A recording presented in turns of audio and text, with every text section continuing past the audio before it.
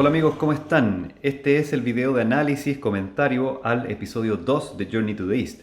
Si es que no han visto el material anterior, el episodio 1 de Journey to the East con su respectivo video de comentario y el episodio 2, por favor pasen a verlo antes de ver este video. Como he mencionado anteriormente, el viaje al cual he llamado Journey to the East, que hice el año 2011, es una simulación de la ruta tomada por la primera cruzada a fines del siglo XI después de Cristo, ¿cierto? Eso significa de que debería partir en la zona de Europa noroccidental, norte de Francia, Bélgica, Alemania, y cruza toda Europa hacia los Balcanes, debería pasar por Constantinopla, Estambul, Turquía, ¿cierto? Hacia el Medio Oriente, el Levante y por supuesto la Tierra Santa. Por lo tanto, en este episodio vemos que el lugar el cual yo elegí como una parada del viaje es la ciudad de Múnich, en Alemania. En la introducción de ese episodio yo muestro la razón por la cual yo decido parar en Múnich en contexto de nuestra búsqueda del Grial, ¿cierto? Porque como hemos visto, como yo mencioné en el video anterior, el propósito del viaje, el propósito ficticio, ¿cierto? Es la búsqueda del Santo Grial. The Holy Grail, Dr. Jones. Entonces ahí cuento la historia, la leyenda de este caballero de la mesa redonda del rey Arturo, ¿cierto? Que se llama Perceval. Contrario a lo que se cree, el rey Arturo no es solo un ciclo de leyendas que ocurre en Inglaterra, sino que también en el continente hay interés por las leyendas artúricas. Particularmente menciono ahí a Christian de Troyes y a Wolfram von Esenbach. Entonces aparece este personaje Perceval, uno de los caballeros de la mesa redonda, quien se embarca en una aventura por la búsqueda del Grial.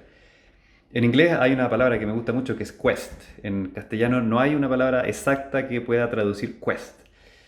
Una quest es una búsqueda, pero implica además un sentido de aventura, un sentido como de realización personal. Entonces es the quest for the Grail. Eso es lo que hace el caballero Perceval, quien dentro de todas las leyendas del Grial se convierte en el más representativo, en el más emblemático de estos buscadores del Grial. Entonces, esta historia es tomada por el compositor de óperas, ¿cierto?, del siglo XIX, Richard Wagner, y Wagner crea óperas inspiradas por esta historia del Grial, de Perceval y de su hijo Lohengrin. Y estas historias, estas óperas, son tremendamente admiradas por el joven Ludwig II, quien es rey de Baviera a partir de 1864.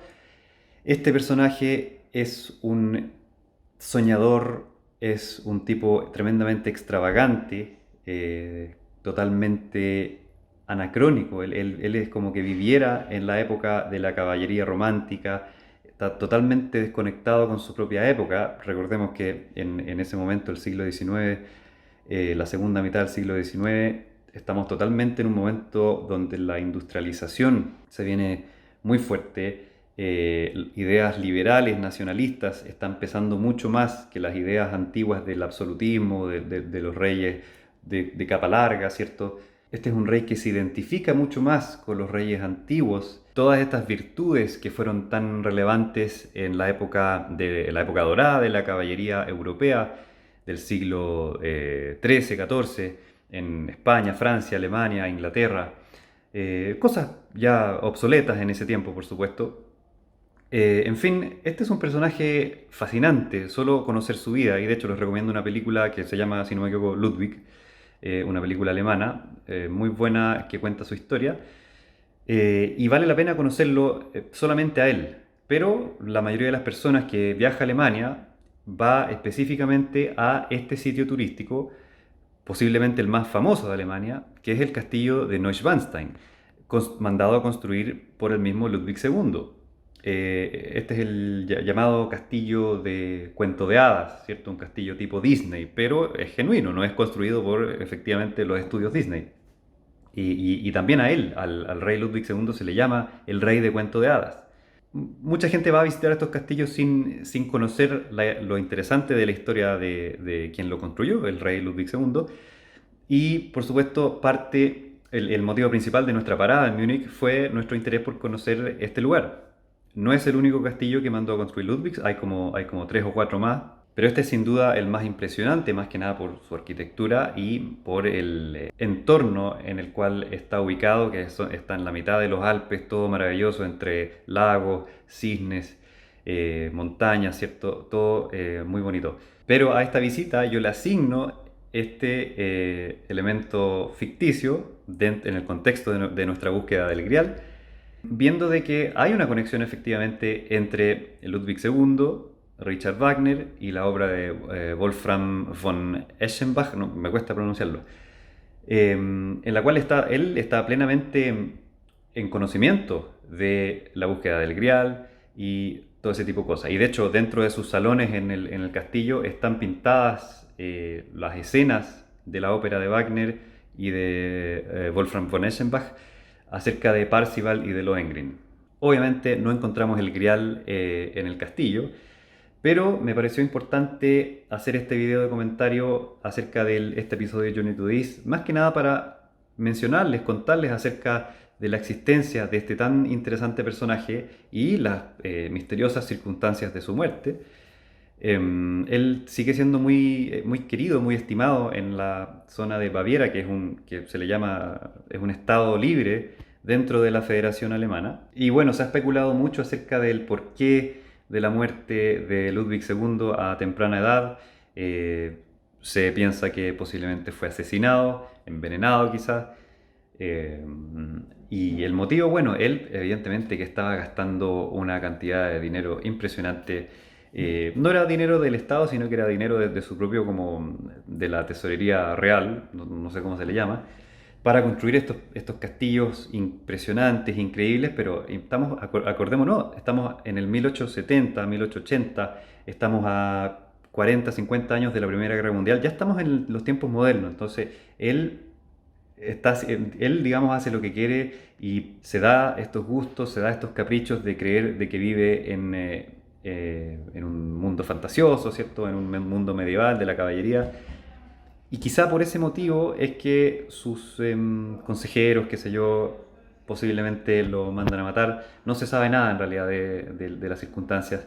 El otro contexto importante a mencionar es que fue durante el reinado de este rey de Baviera que ocurrió la llamada unificación de Alemania del año 1871. Pero acordémonos que, o sea, no nos engañemos de que Alemania realmente no fue unificada por un ideal nacionalista verdadero, donde se unieron todos por igual, ¿cierto?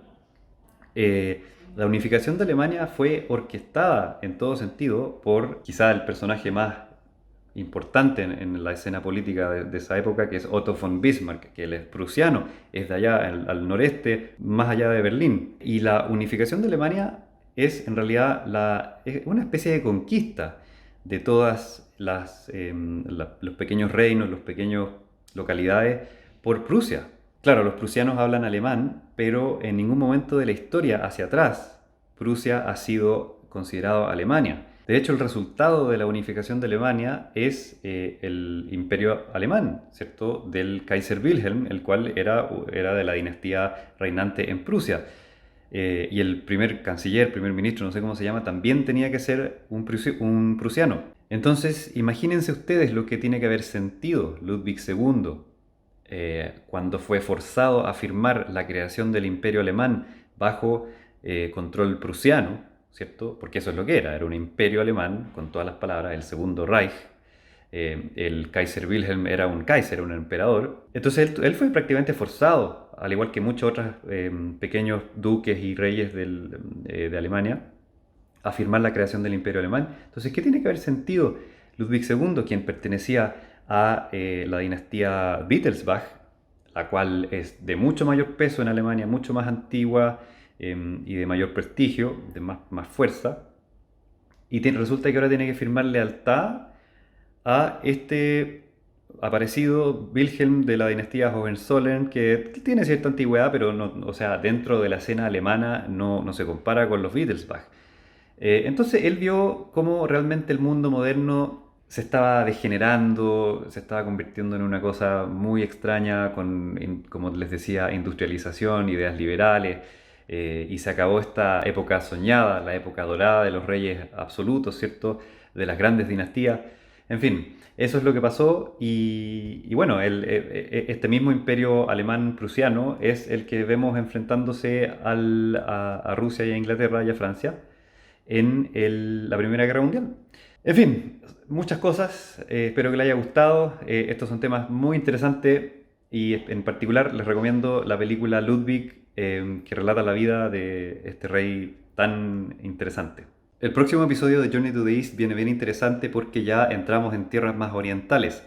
El viaje que hicimos no incluyó los Balcanes, no incluyó toda esa travesía hasta Constantinopla por tierra, sino que hicimos un avión directo a Istambul, lo cual fue lamentable, podría ser un viaje mucho más entretenido, mucho más largo, pero el próximo episodio es Istambul, no se lo pierdan en la página de orienteantiguo.cl. Nos vemos, que tengan buen día.